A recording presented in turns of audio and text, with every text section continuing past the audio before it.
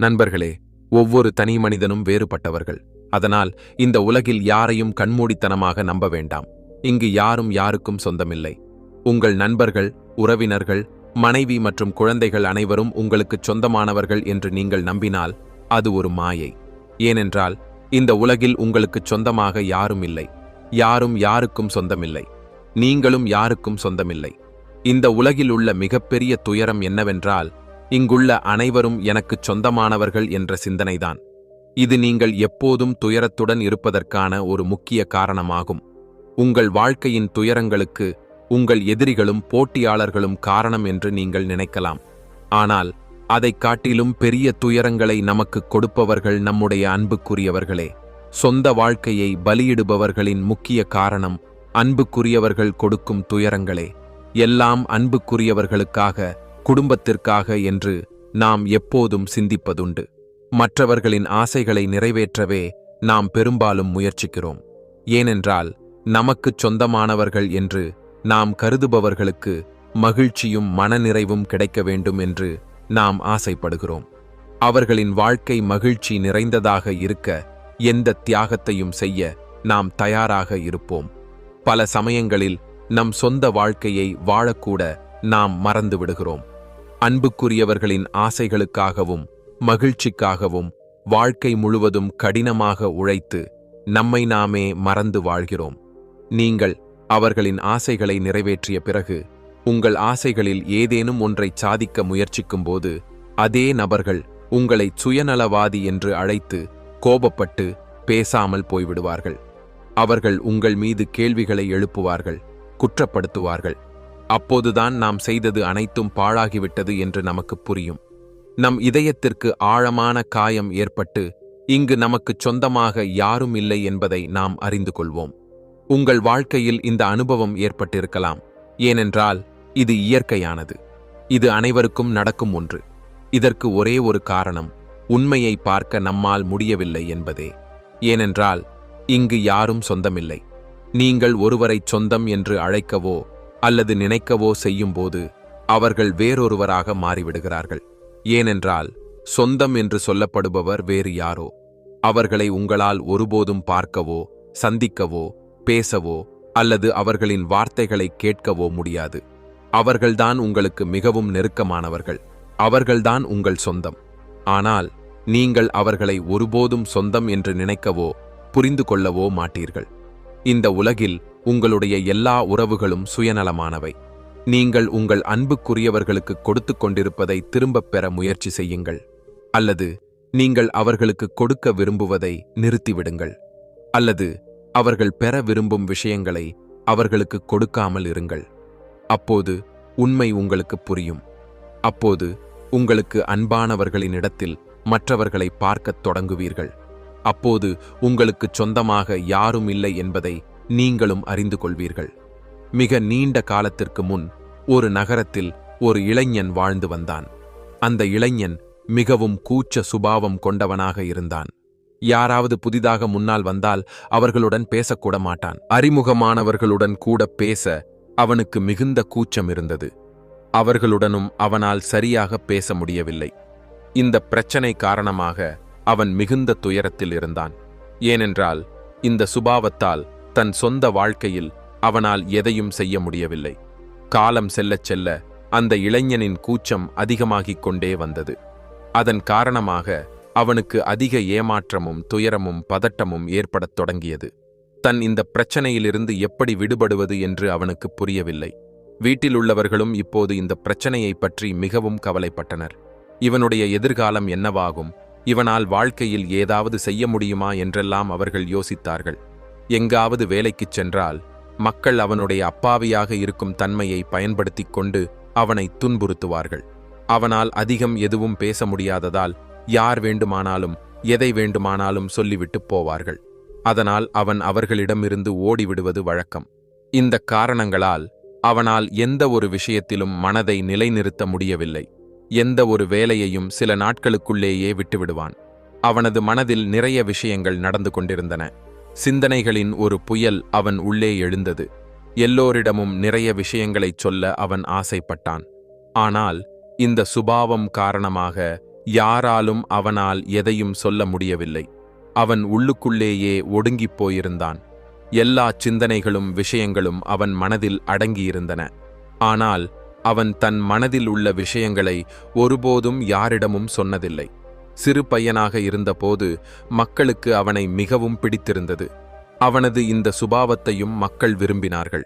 ஆனால் இந்த சுபாவம் காரணமாக அவன் வளர்ந்து இளைஞனான போது சொந்த வாழ்க்கையை வாழக்கூட மிகவும் கஷ்டப்பட வேண்டியிருந்தது.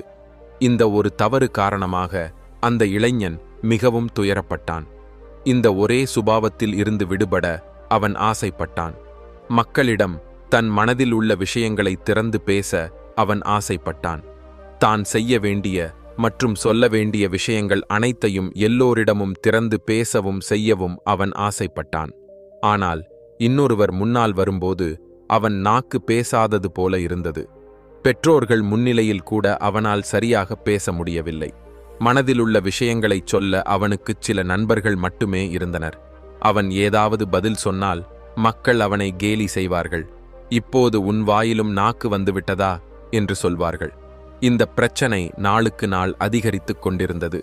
இந்த பிரச்சனை காரணமாக இப்போது அவனது தந்தையும் மிகவும் கவலைப்பட்டார். தன் மகனும் மற்றவர்கள் முன் மனதில் உள்ள விஷயங்களை திறந்து பேச வேண்டும் என்று அவர் ஆசைப்பட்டார். அப்படி ஒரு நாள் தன் மகன் மற்றவர்கள் முன் நாணம் கெட்டு நிற்பதை பார்த்தபோது அவருக்கு மிகவும் கோபம் வந்தது. அவர் மகனை திட்ட ஆரம்பித்தார். மிகவும் கோபப்பட்டதால் அந்த இளைஞன் ஆத்திரமடைந்து எதுவும் பேசாமல் அங்கிருந்து வெளியேறினான். மாலை நேரமாகியும் மகன் வீட்டிற்கு திரும்பி வரவில்லை. அப்பாவுக்கும் அம்மாவுக்கும் மிகுந்த கவலை ஏற்பட்டது. அவர்கள் மகன் வீட்டிற்கு திரும்பி வர வேண்டும் என்று ஆசைப்பட்டார்கள்.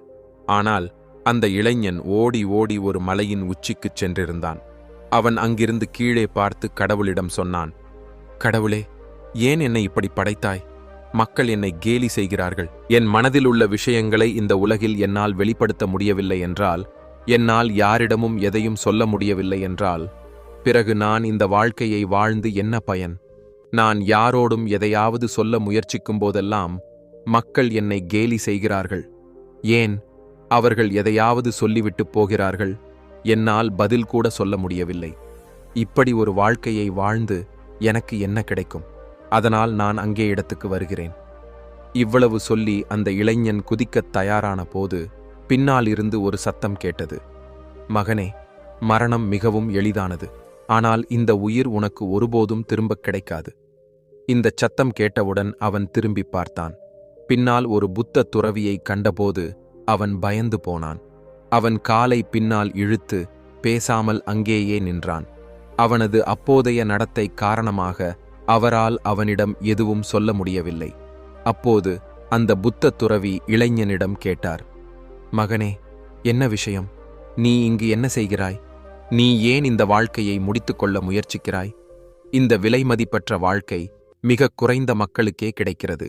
இருந்தும் உனக்கு இந்த வாழ்க்கை மோசமாகத் தோன்றுகிறதா? இதற்கு பதிலாக அந்த இளைஞன், இல்லை, ஒன்றுமில்லை, நான் இங்கு சும்மா பார்த்து கொண்டிருந்தேன் என்று சொன்னான். அப்போது அந்த புத்த துறவி மீண்டும் அவனிடம் சொன்னார், மகனே, நீ இங்கு எதற்காக வந்தாய் என்று எனக்குத் தெரியும். உன்னால் என்னிடமிருந்து எதையும் மறைத்து வைக்க முடியாது. ஆனால் நீ உன் பிரச்சனையை என்னிடம் நேரடியாகச் சொல்ல வேண்டும் என்று நான் ஆசைப்படுகிறேன். அதற்கு நான் ஒரு தீர்வு சொல்கிறேன். யாராவது உனக்கு உதவ வேண்டும் என்று நீ ஆசைப்பட்டால் முதலில் நீயே முன்வர வேண்டும். உன் பிரச்சனைக்கு நான் தீர்வு காண வேண்டும் என்று நீ ஆசைப்பட்டால் நீ உன் பிரச்சனையை என்னிடம் சொல்ல வேண்டும். இல்லையென்றால் என்னால் எதுவும் செய்ய முடியாது. அந்த புத்த துறவியின் இந்த வார்த்தைகளை கேட்டு இளைஞன், இல்லை, பரவாயில்லை, நான் நன்றாக இருக்கிறேன், நான் உண்மைதான் சொல்கிறேன் என்று சொன்னான். அந்த நபரின் இந்த வார்த்தைகளை கேட்டு துறவி அவனிடம் சொன்னார், சரி மகனே, உனக்கு என் உதவி தேவையில்லை என்றால் பரவாயில்லை. உன் வார்த்தைகளை நான் நம்புகிறேன். ஆனால் நீ என் ஒரு விஷயத்தை நம்ப வேண்டும். உனக்கு உதவவே நான் இங்கு வந்தேன். உனக்கு வேண்டுமானால் உன் பிரச்சனையை என்னிடம் சொல்லலாம். நான் உன் இந்த பிரச்சனைக்கு நிச்சயம் ஒரு தீர்வை கண்டுபிடிப்பேன். இதற்கு பதிலாக இளைஞன் அந்த துறவியிடம், இல்லை இல்லை, நான் நன்றாக இருக்கிறேன், நான் உண்மைதான் சொல்கிறேன், நீங்கள் போய்விடுங்கள் என்று சொன்னான். அந்த இளைஞன் சொன்னபோது புத்த துறவி, சரி மகனே, நான் இங்கிருந்து போக வேண்டும் என்று நீ ஆசைப்பட்டால் நான் போகிறேன். ஆனால் ஒரு விஷயம் நினைவில் கொள், நான் போய்விட்டால் பிறகு என்னால் உனக்கு உதவ முடியாது.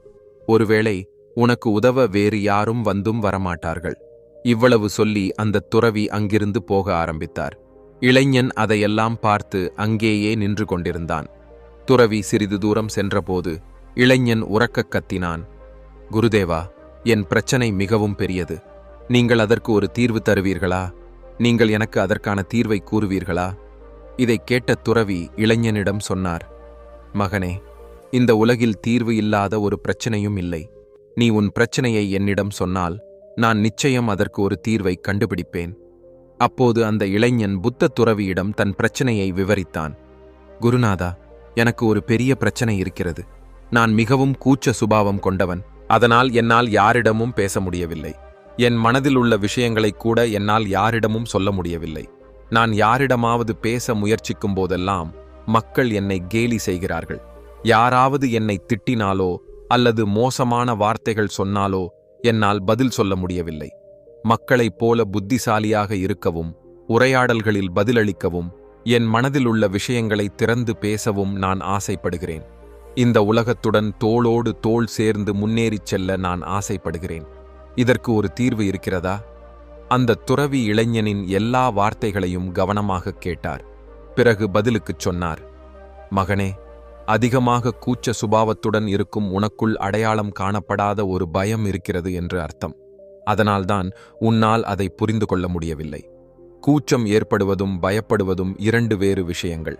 நம் உள்ளத்தில் பயம் இருக்கும்போது நம்மால் எங்கும் யாரிடமும் எதையும் பேச முடியாது.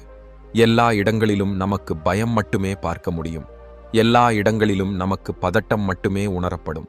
இதை கூச்சம் என்று சொல்ல முடியாது. தொடர்ந்து துறவி இளைஞனிடம் கேட்டார், மகனே, நீ யாரை அதிகம் பயப்படுகிறாய்? இளைஞன் பதிலளித்தான், குருநாதா, என் தந்தையிடம் பேச எனக்கு மிகவும் கூச்சமாக இருக்கிறது. அப்போது துறவி இளைஞனிடம் கேட்டார், ஓஹோ, அப்படியானால் சொல். நீ அப்பாவிடம் பேச முயற்சிக்கும்போது உன் மனதில் என்னென்ன சிந்தனைகள் வருகின்றன? இளைஞன் பதிலளித்தான், குருநாதா, நான் அப்பாவிடம் பேச முயற்சிக்கும் போதெல்லாம் அப்பா என் மீது கோபப்படுவார் என்று எனக்கு தோன்றுகிறது. சில சமயங்களில் நான் ஏதாவது தவறாகச் சொல்லிவிடுவேனோ என்றும் எனக்கு தோன்றுகிறது. என் அப்பா என்னை நேசிக்கவில்லை என்று கூட என் மனதில் சிந்தனைகள் வருகின்றன. ஆனால் குருநாதா, நீங்கள் கூச்சமும் பயமும் வேறு வேறு என்று சொன்னீர்களே, அப்படியானால் பயம் ஏற்படாமல் இருக்க ஏதாவது வழி இருக்கிறதா? அப்படி ஒரு வழி இருக்கிறதா? என் உள்ளத்தில் உள்ள இந்த பயம் முழுவதுமாக இல்லாமலாக ஒரு வழியை சொல்லித் தருவீர்களா? எனக்கு இந்த பயத்திலிருந்து வெளியே வர வேண்டும். மற்றவர்களைப் போல எனக்கு என் வாழ்க்கையை திறந்து வாழ வேண்டும். அவனது இந்த வார்த்தைகளைக் கேட்ட துறவி சொன்னார், நீ போய் உன் தந்தையிடம் சொல். உனக்கு ஏதோ வேலை செய்ய இருக்கிறது என்றும் அதற்குச் சிறிது பணம் வேண்டும் என்றும். உன்னால் அதை கேட்டு வாங்க முடிந்தால் நான் உன் பிரச்சனைக்கு நிச்சயம் தீர்வு சொல்கிறேன். இளைஞன் மிகவும் பயந்து போனான். அவன் குருவிடம் சொன்னான், குருநாதா, இந்த வேலையை என்னிடம் ஒப்படைக்காதீர்கள். எனக்கு என் அக்கினை பயம். என்னால் எதுவும் சொல்ல முடியாது. அவர் முன் என் நாக்கு குழம்பிப் போகும். நான் எப்படி பணம் கேட்பது? இதைக் கேட்ட புத்த துறவி இளைஞனிடம் சொன்னார், அப்படியானால் உன் பிரச்சனைக்கு ஒரு தீர்வும் இல்லை. உன்னால் ஒருபோதும் உன் வாழ்க்கையை திறந்து வாழவும் முடியாது. இந்த வார்த்தைகளைக் கேட்டபோது இளைஞன் துறவியிடம் சொன்னான், குருநாதா, அப்படிச் சொல்லாதீர்கள். தயவு செய்து எனக்கு வேறு ஒரு வேலையை கொடுங்கள். என் உள்ளத்தில் உள்ள பயம் முழுவதுமாக இல்லாமலாக்கும் ஒரு வேலை. இதற்கு பதிலாக துறவி இளைஞனிடம் சொன்னார், மகனே, உனக்கு உன் உள்ளத்தில் உள்ள பயத்தை இல்லாமலாக்க வேண்டுமென்றால் நான் சொன்ன இந்த வேலையை முதலில் செய்ய வேண்டும். அவன் பயத்துடன் சிறிது நேரம் யோசித்த பிறகு குருவிடம் சொன்னான், சரி, நீங்கள் இதை செய்ய வேண்டும் என்று ஆசைப்பட்டால் நான் இதை செய்ய முடிந்தவரை முயற்சி செய்கிறேன். இவ்வளவு சொல்லி இளைஞன் வீட்டிற்கு திரும்பிச் சென்றான். அவனை கண்டபோது பெற்றோர்களுக்கு மிகவும் மகிழ்ச்சியானது. இளைஞன் தந்தையிடம் நடுக்கத்துடன் சொன்னான், அப்பா, எனக்கு ஒரு விஷயம் சொல்ல வேண்டும். அப்போது தந்தை, சொல், என்ன விஷயம் என்று கேட்டார். இளைஞன் தொடர்ந்தான், அப்பா, எனக்கு ஒரு வேலை செய்ய இருக்கிறது. அதற்கு எனக்கு சிறிது பணம் வேண்டும். அப்பா, எனக்கு சிறிது பணம் தருவீர்களா? இதைக் கேட்ட இளைஞனின் அப்பா அவனை கவனத்துடன் பார்த்தார். சிறிது நேரம் பார்த்த பிறகு அவர் மகிழ்ச்சியால் துள்ளி குதித்தார். உடனே அவர் சிறிது பணத்தை மகனின் கையில் வைத்துக் கொடுத்துவிட்டு சொன்னார், மகனே, இந்த பணம் போதுமா அல்லது இன்னும் வேண்டுமா? இதற்கு பதிலாக இளைஞன் தந்தையிடம் சொன்னான், இல்லை, இல்லை அப்பா, இது போதும். நான் இதை வைத்து என் காரியங்களை முடித்துக் கொள்கிறேன். அந்த பணத்துடன் இளைஞன் உடனே துறவியின் அடுத்தேக்கு ஓடினான். பணத்தை காட்டிக்கொண்டு அவன் சொன்னான், குருதேவா, நீங்கள் சொன்னது போல நான் இந்த பணத்தை கொண்டு வந்திருக்கிறேன். நான் என் தந்தையிடம் பணம் கேட்டேன். இப்போது என் பிரச்சனைக்கு தீர்வு சொல்லுங்கள். அப்போது துறவி இளைஞனிடம் சொன்னார், ஐயோ, இவ்வளவு அவசரம் ஏன்? நீ எனக்காக இன்னும் ஒரு வேலை செய்ய வேண்டியிருக்கிறது. அப்போது மட்டுமே நான் உன் பிரச்சனைக்கு தீர்வு சொல்கிறேன். நீ எனக்காக இந்த வேலையையும் கூட பூர்த்தி செய்ய முடியவில்லை என்றால் நான் உனக்கு ஒருபோதும் உன் பிரச்சனைக்கு தீர்வு சொல்ல மாட்டேன். அப்போது இளைஞன் துறவியிடம் சொன்னான், குருதேவா, நான் இப்போது உங்களுக்காக ஒரு வேலை செய்தேன். இப்போது நீங்கள் என்னிடம் வேறு ஒரு வேலை செய்யச் சொல்கிறீர்கள். அப்போது துறவி அவனிடம் சொன்னார், ஆம், நீ எனக்காக இன்னொரு வேலையும் கூடச் செய்ய வேண்டும். இளைஞன் மீண்டும் சிறிது நேரம் யோசித்த பிறகு புத்த துறவியிடம் சொன்னான், சரி, சொல்லுங்கள், இப்போது நான் என்ன செய்ய வேண்டும்? இதற்கு பதிலாக புத்த துறவி இளைஞனிடம் சொன்னார், போய் நீ உன் தந்தையிடம் இருந்து வாங்கிக் கொண்டு வந்த பணத்தை அவரிடம் திரும்பக் கொடு. அதோடு, அப்பா, எனக்கு இப்போது இந்த பணம் தேவையில்லை. ஆனால் நேரம் வரும்போது நான் இந்த பணத்தை திரும்ப வாங்கி என் காரியங்களை பூர்த்தி செய்வேன் என்றும் சொல். இதைக் கேட்டபோது இளைஞன் மீண்டும் நடுங்கிப் போனான். அவன் சொன்னான், குருநாதா, எனக்கு வேறு ஒரு வேலை கொடுங்கள். நான் அதை நிச்சயம் செய்கிறேன். ஆனால் இனி நான் இந்த பணத்துடன் அவருடைய அருகில் போனால் அவர் என்னை அடித்து துரத்தி விடுவார். அவருடைய கோபத்தை நீங்கள் இதுவரை கண்டதில்லை. அதனால் குருநாதா, தயவு செய்து எனக்கு வேறு ஒரு வேலை கொடுங்கள். நான் அதை உங்களுக்காக நிச்சயம் செய்கிறேன். அப்போது புத்த துறவி இளைஞனிடம் சொன்னார், மகனே, நான் உன்னை ஒப்படைத்த அதே வேலையைத்தான் நீ பூர்த்தி செய்ய வேண்டும். இல்லையென்றால் நான் உன் பிரச்சனைக்கு தீர்வு சொல்லித் தரமாட்டேன். அவன் மீண்டும் யோசித்த பிறகு அவன் துறவியிடம் சொன்னான், சரி, நான் இந்த பணத்தை திரும்பக் கொடுக்கிறேன். அப்படியே அவன் அப்பாவின் அருகில் திரும்பி வந்தான். அவன் அப்பாவிடம் சொன்னான், அப்பா, எனக்கு இந்த பணம் இப்போது வேண்டாம். இதை அப்பா திரும்ப எடுத்துக்கொள்ளுங்கள். எனக்கு ஏதாவது தேவைப்படும்போது நான் அப்பாவிடமிருந்து இதை வாங்கிக் கொள்கிறேன். அப்பா அந்த இளைஞனை சிறிது நேரம் உற்று பார்த்தார். பிறகு சிரித்துக்கொண்டே சொன்னார், மகனே, எந்த வேலையை தொடங்குவதற்கு முன்பும் அதை பற்றிய தகவல்களை சேகரிக்க வேண்டும். அதை பற்றி புரிந்து கொள்ள வேண்டும் என்று உன்னால் புரிந்து கொள்ள முடிந்தது. எப்போது, எப்படி, என்ன, எவ்வளவு செய்ய வேண்டும் என்பதை பற்றியும் தகவல்கள் அறிவது முக்கியம். எந்த ஒரு வேலையையும் சும்மா தொடங்க முடியாது. அதில் நாம் வெற்றி பெறுவோமா இல்லையா என்றும் நாம் யூகிக்க வேண்டும். இதை பற்றி சரியான தகவல்கள் கிடைக்கும்போது மட்டுமே நாம் பணம் முதலீடு செய்ய வேண்டும்.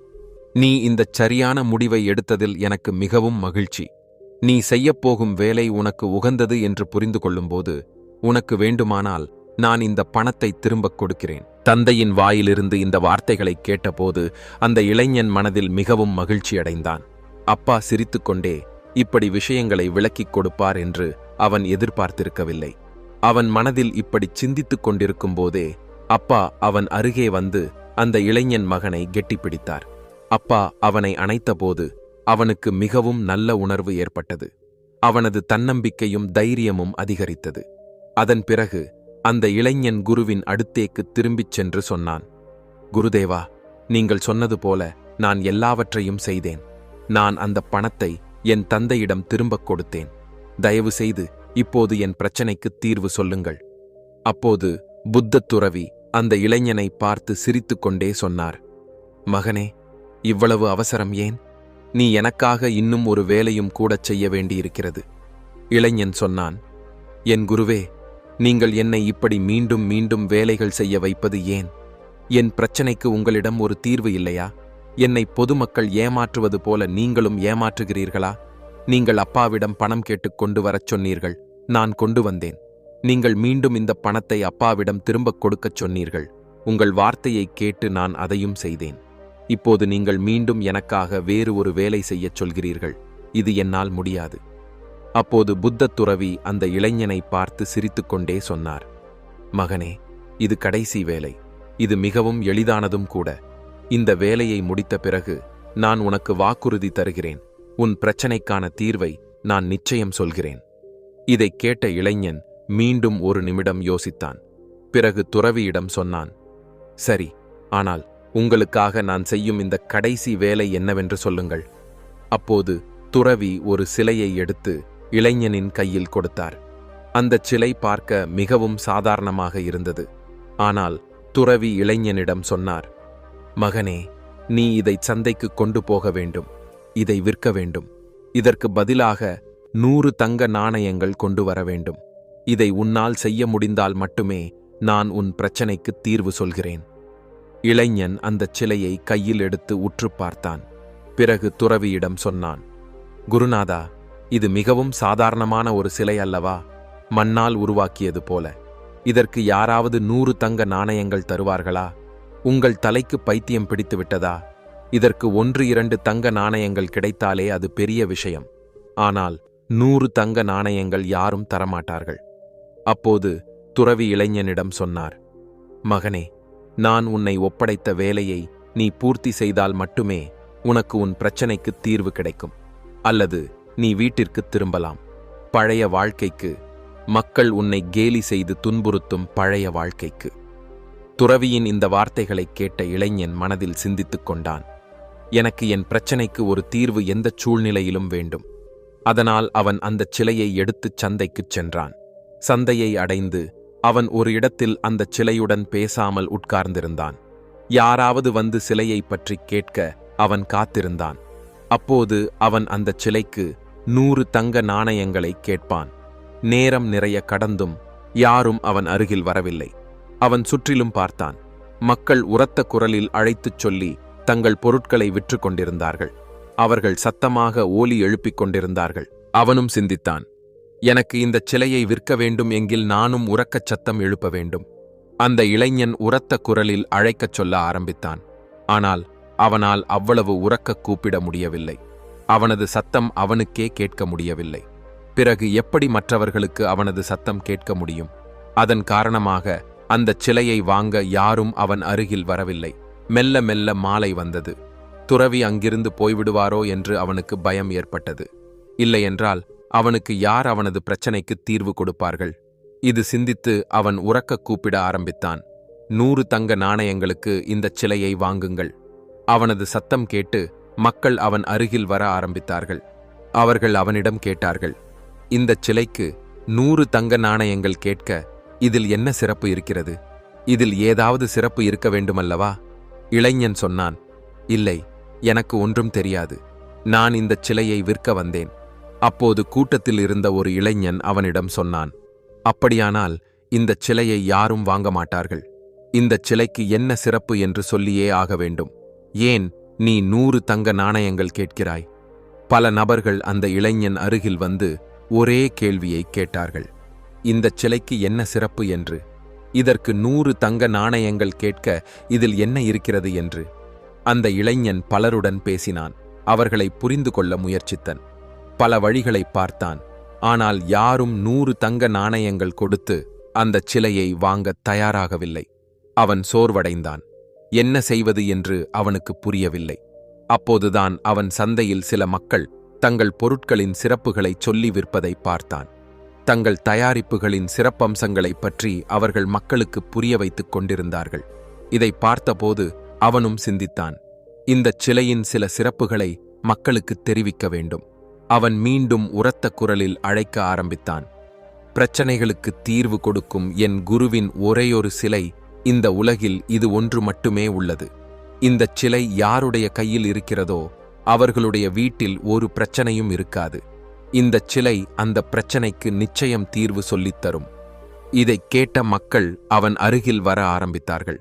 அவர்கள் அந்தச் சிலையை கவனத்துடன் பார்க்க ஆரம்பித்தார்கள். பிறகு இளைஞனிடம் கேட்டார்கள், இந்தச் சிலை கையில் உள்ளவர்களுக்கு உண்மையிலேயே ஒரு பிரச்சனையும் இருக்காதா? இது எல்லா பிரச்சனைகளுக்கும் தீர்வு காணுமா?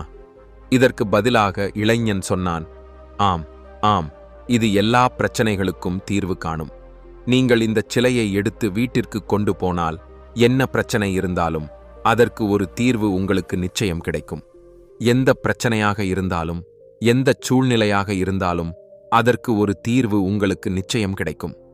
இவ்வளவு கேட்டவுடன் அந்தச் சிலை எல்லோருக்கும் தேவை என்று தோன்றியது. அந்தச் சிலை இப்போது விலை உயர ஆரம்பித்தது. சிலர் 200 தங்க நாணயங்களையும், சிலர் 400, சிலர் 500, சிலர் 1000 தங்க நாணயங்கள் வரை கொடுக்கத் தயாரானார்கள். சிலையின் விலை அதிகரித்துக் கொண்டே வந்தது. இந்த சிலை மக்களின் பிரச்சனைகளுக்கு தீர்வு காணும் என்று மக்களுக்கு புரிந்தபோது அவர்கள் எந்த விலை கொடுத்தும் அதை வாங்கத் தயாரானார்கள். இப்போது அந்த இளைஞனும் தன்னம்பிக்கையுடனும் உரத்த குரலிலும் சொல்லிக் கொண்டிருந்தான். மக்களுக்குச் சிலையை பற்றி விளக்கிக் கொண்டிருந்தான். இப்போது அவன் மனதில் ஒரு பயமும் இல்லை. அவன் தன்னம்பிக்கையுடனும் தைரியத்துடனும் தயக்கமில்லாமலும் மக்களிடம் அந்தச் சிலையின் சிறப்பம்சங்களை விவரித்துக் கொண்டிருந்தான். அதன் காரணமாக மக்கள் அவனை நம்ப ஆரம்பித்தார்கள். அந்த நம்பிக்கை மக்களின் கண்களில் தெளிவாக இருந்தது. மாலை ஆகியும் மக்களின் கூட்டம் குறையவில்லை. அந்தச் சிலையை பற்றி அறியவும் அதை வாங்கவும் மக்கள் நெருங்கி நின்றார்கள். அப்போதுதான் அந்த இளைஞன் உரத்த குரலில் சொன்னான், என்னை மன்னிக்க வேண்டும். இது என் குருவின் சிலை. இதை விற்க நான் ஆசைப்படவில்லை. இவ்வளவு சொல்லி அந்த இளைஞன் அந்தச் சிலையுடன் வெறுங்கையுடன் திரும்பி குருவின் அடுத்தேக்கு வந்தான். அவன் குருவிடம் சொன்னான், குருதேவா, உங்களுக்கு மிகவும் நன்றி. இந்தச் சிலை என் பிரச்சனைக்கு தீர்வு கண்டுபிடித்தது. என் பிரச்சனை என்னவென்று எனக்கு புரிந்தது. நான் இதை விற்று உங்களுக்காக தங்க நாணயங்கள் கொண்டு வரவில்லை என்றாலும் என் பிரச்சனைக்கு எனக்கு நிச்சயம் ஒரு தீர்வு கிடைத்தது. உங்களுக்கு மிகவும் நன்றி. இதைக் கேட்ட புத்த துறவி சொன்னார், மகனே, நான் உன் பிரச்சனைக்கு தீர்வு கண்டுபிடிக்கவில்லை. நீதான் உன் பிரச்சனைக்கு தீர்வு கண்டது. நீதான் உன் பிரச்சனையை சுயமாய் தீர்த்து கொண்டது. உன் மனதில் ஆயிரக்கணக்கான கேள்விகள் இருந்தன. நான் இதைச் செய்தால் மக்கள் என்ன சொல்வார்கள்? என்னை பற்றி என்ன நினைப்பார்கள்? நான் வாயை திறந்தால் மக்கள் என்னை கேலி செய்வார்கள். நான் வாயை திறந்தால் ஏதாவது தவறாகத்தான் சொல்வேன். இது போன்ற எண்ணற்ற சிந்தனைகளும் பயங்களும் உன் மனதில் இருந்தன. ஆனால் இந்தச் சிலையை விற்கும் நடுவே நீ அந்த மக்களை எதிர்கொண்டாய். அவர்கள் முன் உன் மனதில் உள்ள விஷயங்களை திறந்து பேசினாய். சொல்ல வேண்டியதைச் சொன்னாய். அப்போது உன் மனதில் இருந்த பயம் தானாகவே இல்லாமலானது. நண்பர்களே, நாமும் நம் வாழ்க்கையில் இது போன்ற தவறான புரிதல்களையும் தவறுகளையும் செய்கிறோம். நாம் நம்மை நாமே அறிந்து கொள்ள ஆசைப்படுவதில்லை. மற்றவர்களின் கண்களின் வழியாகவே நாம் நம்மை காண்கிறோம். இதைச் செய்தால் மக்கள் என்னை பற்றி என்ன நினைப்பார்கள்? என்ன சொல்வார்கள்? நான் தவறாக இருந்தால் மக்கள் என்னை கேலி செய்ய மாட்டார்களா? இப்படிப்பட்ட பல சிந்தனைகள் நம் மனதில் நிரம்புகின்றன. அதனால் நாம் எப்போதும் பயத்தில் வாழ்கிறோம். ஆனால் நண்பர்களே, நீங்கள் உங்கள் பயத்தை எதிர்கொள்ளும் நாள் முதல் உங்களுக்கு ஒருபோதும் எதை குறித்தும் பயப்பட வேண்டியிருக்காது. கூச்சம் தோன்றவும் மாட்டாது.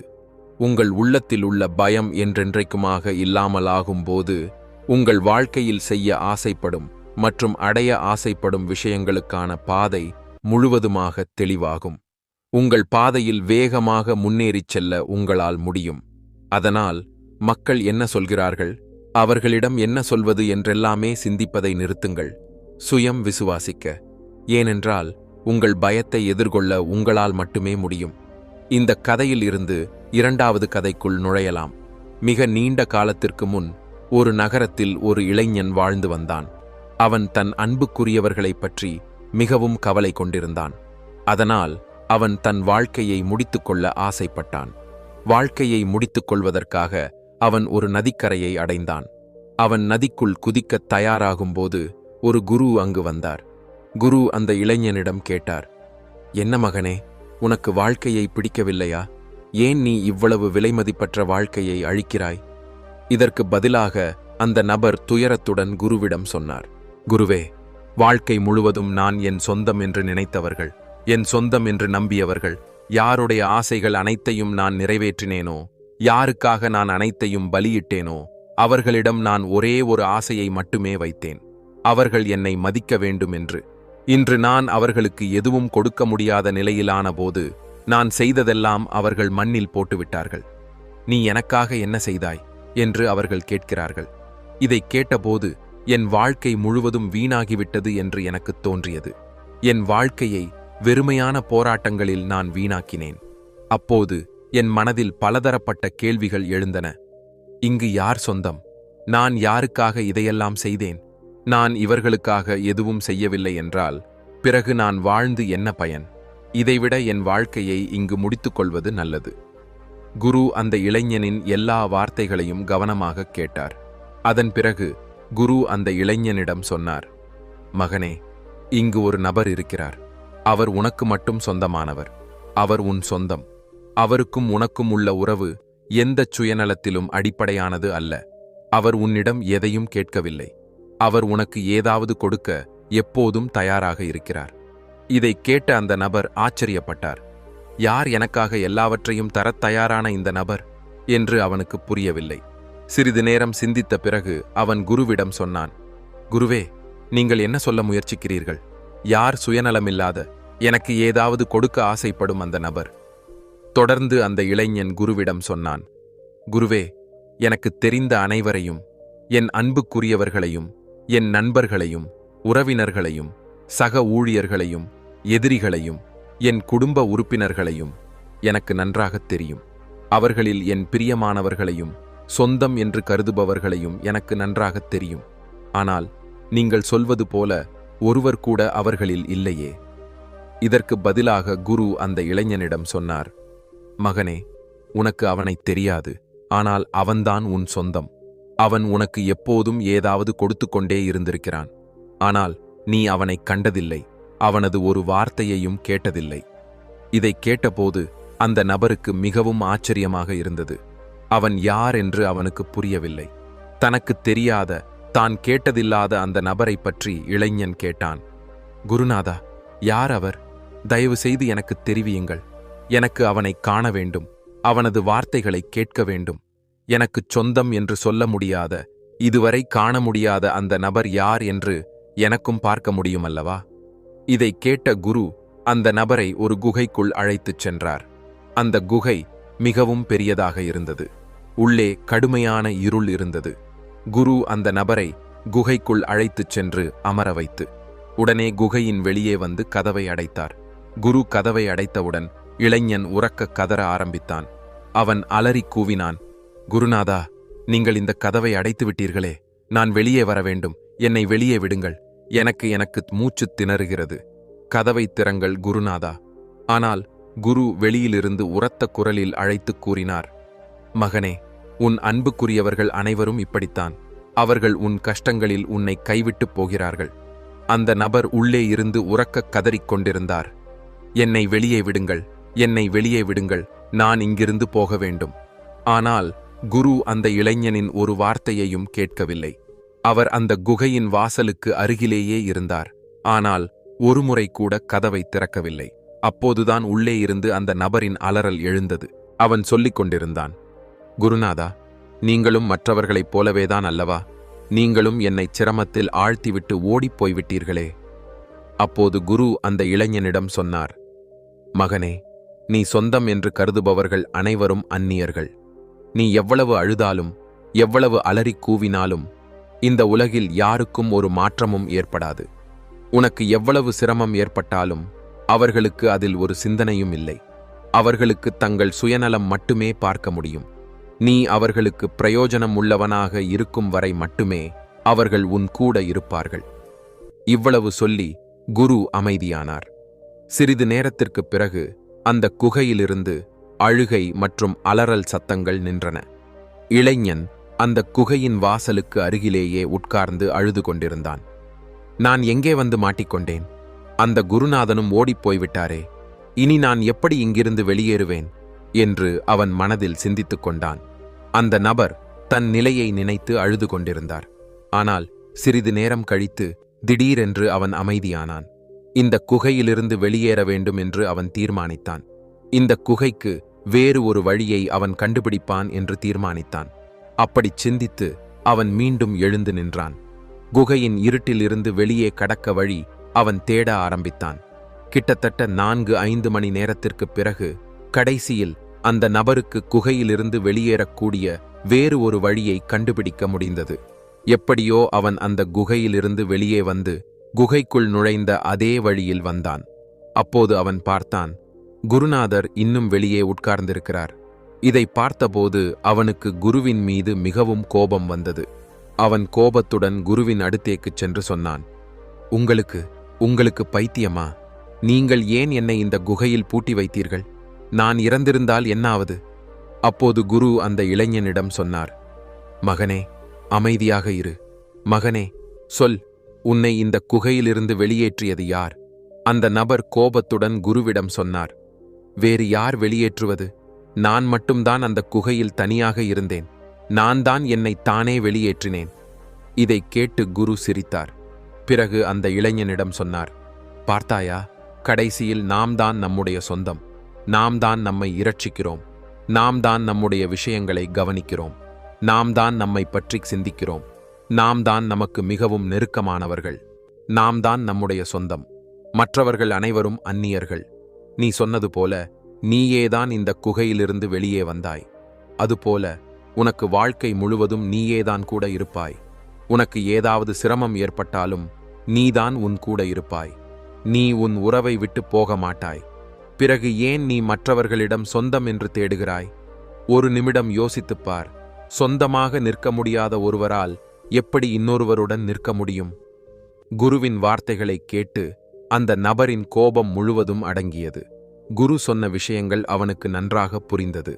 அவன் குருவிடம் சொன்னான், குருதேவா, நீங்கள் சொன்னது சரிதான். உங்கள் வார்த்தைகள் முற்றிலும் உண்மை. ஆனால் நான் மட்டுமல்ல, என் குடும்பத்தில் என் பெற்றோர்களும் சகோதரர்களும் மனைவியும் குழந்தைகளும் அனைவரும் இருக்கிறார்களே, அவர்களும் என் சொந்தம் இல்லையா? அந்த இளைஞனின் இந்த கேள்வியை கேட்டு குரு அவனிடம் சொன்னார், மகனே, என்னுடன் வா, நான் உனக்கு சிலவற்றை காட்டுகிறேன். இவ்வளவு சொல்லி குரு அவனது கையை பிடித்து ஒரு மயானத்திற்கு அழைத்துச் சென்றார். சிறிது நேரத்திற்குப் பிறகு அங்கு சில மக்கள் ஒரு சவப்பெட்டியை கொண்டு வந்தார்கள். அதில் ஒரு வயதானவரின் உடல் வைக்கப்பட்டிருந்தது. அதை குறித்துக் காட்டி குரு இளைஞனிடம் சொன்னார், மகனே, ஒரு விஷயம் சொல். இந்த இறந்தவரை பார். இவருடைய மரண செய்தி பலரிடம் போயிருக்கும். ஆனால் அவர்களில் சிலரே இங்கு மயானத்திற்கு வந்திருக்கிறார்கள். இப்போது இவர்கள் இந்த மனிதனைச் சிதையில் வைத்து தீ வைப்பார்கள். இந்த நபரின் சில அன்புக்குரியவர்களையும் உனக்கு இங்கு காண முடியும். சிலர் அவருடைய நண்பர்களாக இருப்பார்கள். சிலர் குடும்ப உறுப்பினர்கள். சிலர் குழந்தைகள். சிலரின் கண்களில் உனக்கு கண்ணீரை தெரியும். சிலர் கண்ணீர் இல்லாமல் உனக்கு ஆலோசனை வழங்குவதை காணலாம். இந்தச் சிதை கத்த ஆரம்பிக்கும் போது அனைவரும் இங்கிருந்து போய்விடுவார்கள். இந்த நபரை என்றென்றைக்குமாக மறக்கவும் செய்வார்கள்.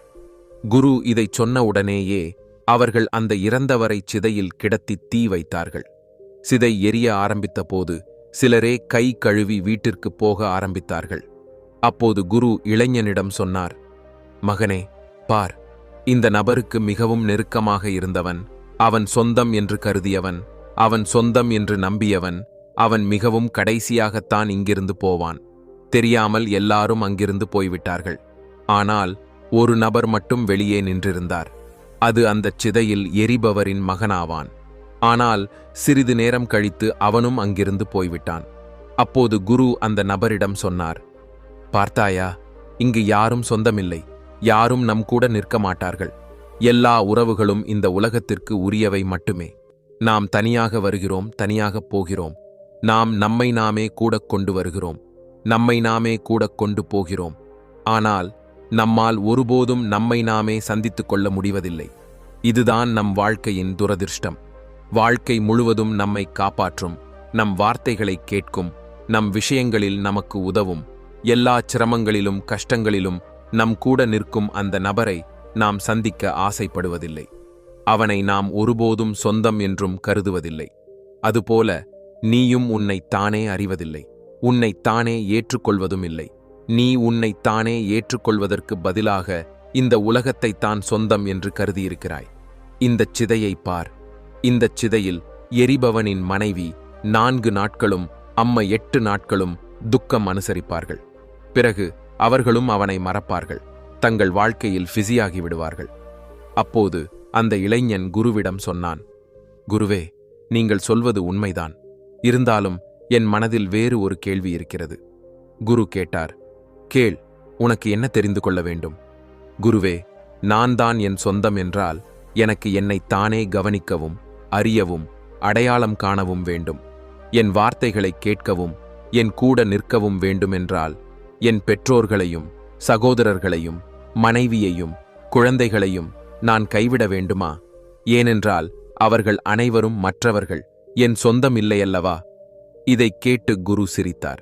அவர் இளைஞனிடம் சொன்னார், மகனே, உன் பெற்றோர்களையும் சகோதரர்களையும் மனைவியையும் குழந்தைகளையும் கைவிட நான் எப்போது சொன்னேன்? நான் உன்னிடம் இவ்வளவு மட்டுமே சொல்கிறேன்.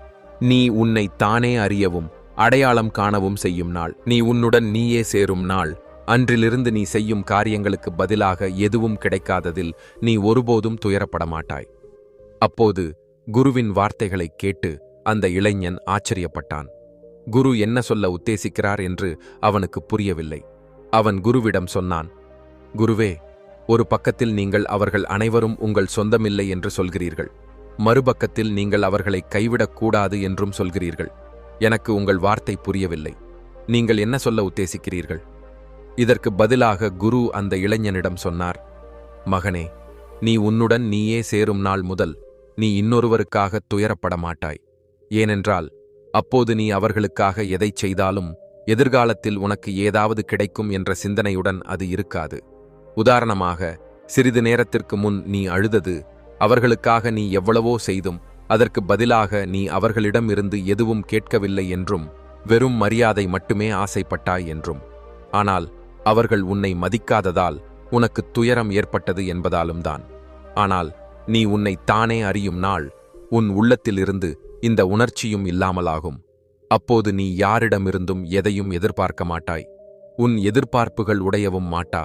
உனக்கு ஒருபோதும் துயரம் வரவும் மாட்டா. நீ யாரை சொந்தம் என்று அழைக்கிறாயோ அவர்கள் அனைவரும் உன்னிடம் அவர்களின் சுயநலத்திற்காக மட்டுமே. நீ அவர்களுக்காகச் செய்யும் விஷயங்களிலும் உன் சுயநலம் மறைந்திருக்கிறது. ஏனென்றால் நீ அவர்களுக்காகச் செய்யும் காரியங்களுக்கு பதிலாக நீயும் அவர்களிடமிருந்து ஏதாவது ஆசைப்படுகிறாயல்லவா?